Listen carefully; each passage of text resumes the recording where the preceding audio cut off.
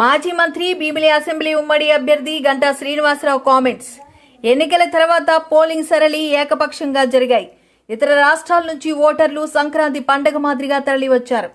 175 నియోజకవర్గాల్లో కూటమికి అనుకూలము అని తేటతెల్లం. ఐపాక్ షాక్ అన్నారు. జగన్ కూడా షాక్ అవుతారు. బొత్స తదితరులు మైండ్ గేమ్ ఆడుతున్నారు. దేశంలో సర్వేలు కూటమికి అనుకూలంగా ఉన్నాయి. పోలింగ్ లో కూడా వైసీపీ దాడులు.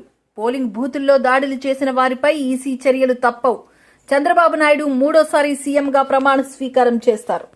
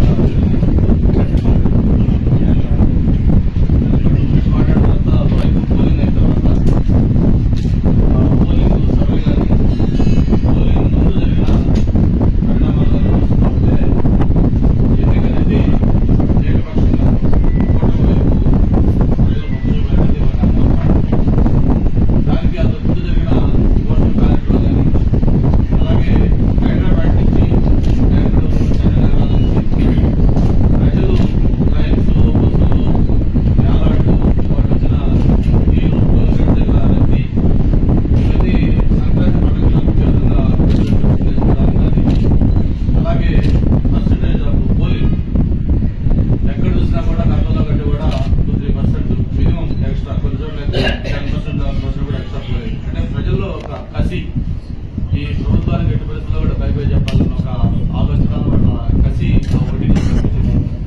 వీటన్నిటితోటి అంతేకాకుండా మనం పోలింగ్ అయిన తర్వాత కూడా 170 కాన్స్టిట్యూషన్లో మరి చంద్రబాబు నాయుడు గారు, పవన్ కళ్యాణ్ గారు, అలాగే ప్రొఫెసర్ గారి ఆదేశాల మేరకు మొత్తం రివ్యూలు కూడా చేసుకుంటే బూత్ వైజ్ కూడా అనాలిసిస్ ఎక్కడ చూసినా కూడా ఒక పాజిటివ్ వేవ్ కూటమికి కనిపించిన విషయం మనం చూస్తా ఉన్నాం. అయితే దీన్ని డైవర్ట్ చేస్తూ వైసీపీ నాయకులు జగన్మోహన్ రెడ్డి గారు మొన్న 2 నెలల ముందు ఆయన పీకే టీం ఏదైతే ఐపాక్ టీం ఉందో ఐపాక్ టీంతో మాట్లాడినప్పుడు ఆయన చేసిన కామెంట్స్ కానీ ప్రజలు షాక్ అవుతారని చెప్పాడు. ప్రజలు దేశం కూడా డెఫినెట్ గా మేము కూడా అంటా ఉన్నాం. ఎందుకంటే ఖచ్చితంగా షాక్ అవుతారు. ఎందుకంటే ఆ రోజు ఏకపక్షంగా కూటమి వైపు రాబోతా ఉన్నాం. ప్రజలు దేశంతో పాటు జగన్మోహన్ రెడ్డి కూడా డైరెక్ట్ గా షాక్ అవుతాడు. ఎందుకంటే ఆయన ఊహించిన విధంగా ఫలితాలు రాబోతా ఉన్నాం.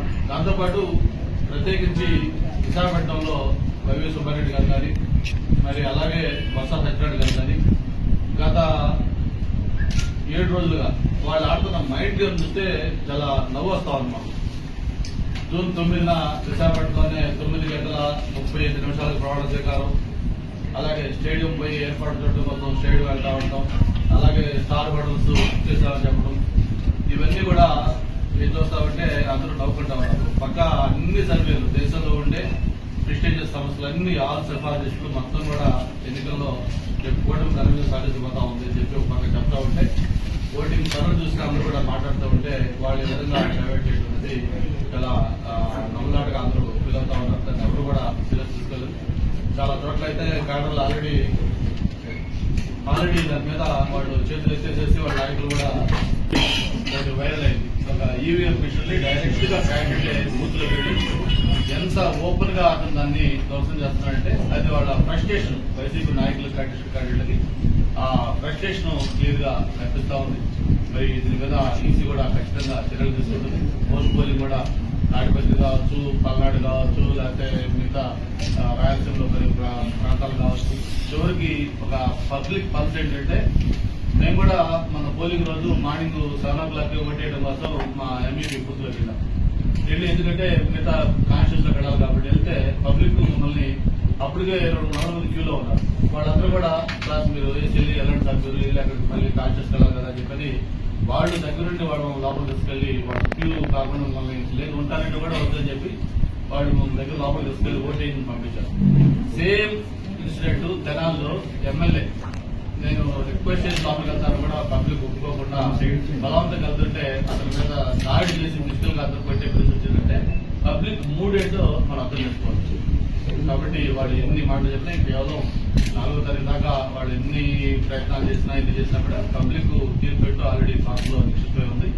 మరి అది ఖచ్చితంగా ఎన్డీఏ కూటమికి ప్రారంభం రాబోతా ఉంది. మళ్ళీ ఏదైతే వాళ్ళు చెప్తా ఉన్నారో 9వ తారీఖు, ఆ 9వ తారీఖున జగన్మోహన్ రెడ్డి గారు కాదు, చంద్రబాబు నాయుడు గారు ఈ రాష్ట్ర 3వ ముఖ్యమంత్రిగా మళ్ళీ ఆయన ప్రమాణ స్వీకారం చేయబోతా ఉన్నారు.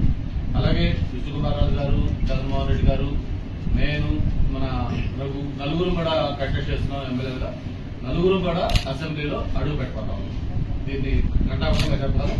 అందరూ కూడా మంచి మెజార్టీతో ఎన్డీఏ కూటమి అభ్యర్థులు గెలవబోతా ఉన్నారు. Thank you.